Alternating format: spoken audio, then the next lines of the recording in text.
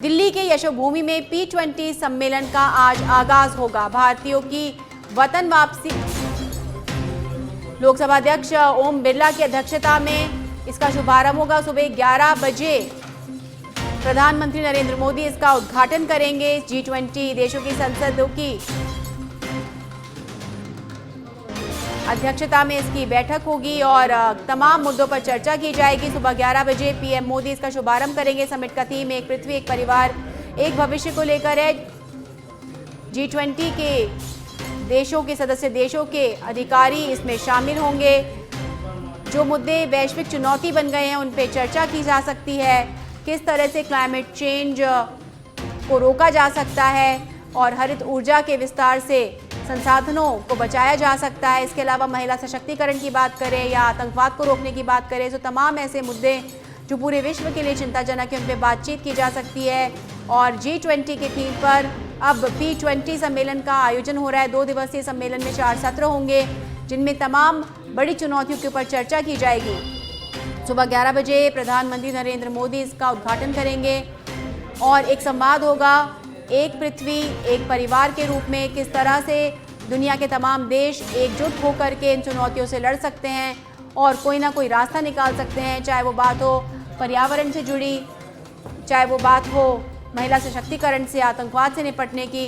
तो इन्हीं सभी बातों को लेकर P20 में बातचीत की जाएगी। 4 सत्र होंगे 2 दिन में। और इस पर अधिक जानकारी देने के लिए दिल्ली से bureau chief Rajeev Tiwari phone line पर जुड़ चुके हैं हमारे साथ में। राजीव, क्या कुछ अपडेट P20 सम्मेलन को लेकर के?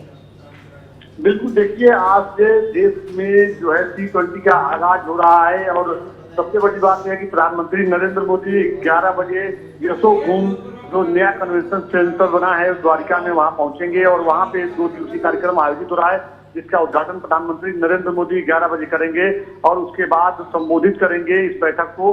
क्योंकि देखिए इस बैठक में G20 देशों के सभी पीठासीन जो लोग हैं संसद के पीठासीन जो हैं वो पहुंचे हुए हैं, तो सभी लोगों को संबोधित करेंगे। और G20 का जो थीम रहा है एक पृथ्वी एक भविष्य एक देश एक, इसी को जो है दिया गया है क्योंकि वसुधैव कुटुंबकम इसका थीम है, तो उसी के अंतर्गत सेशन आयोजित किया जाएगा। सबसे बड़ी बात है कि प्रधानमंत्री लगातार सारी दुनिया को वसुधैव कुटुंबकम का पाठ पढ़ा रहे हैं और सबको साथ लेके चलने की बात कर रहे हैं, तो उसी का एक अंश यहाँ पे भी देखने को मिलेगा। आने वाले समय में किस तरह से एक दूसरे को सहयोग किया जाएगा, तो आज का दिन बहुत ही महत्वपूर्ण माना जा रहा है। और कल क्योंकि 2 दिवसीय बैठक है तो कल इसका समापन भाषण लोकसभा स्पीकर ओम बिरला देंगे। तो आज जो बैठक है इसमें माना जा रहा है कि एक दूसरे को कैसे आने वाले समय में जो तमाम जो प्राकृतिक चुनौतियां हैं, जो तमाम आपदा है या देखिए दुनिया की जो स्थिति अस्थिर हो रही है, इसको कैसे एक दूसरे को सहयोग करना होगा, इन तमाम महत्वपूर्ण मुद्दों पर चर्चा की जाएगी।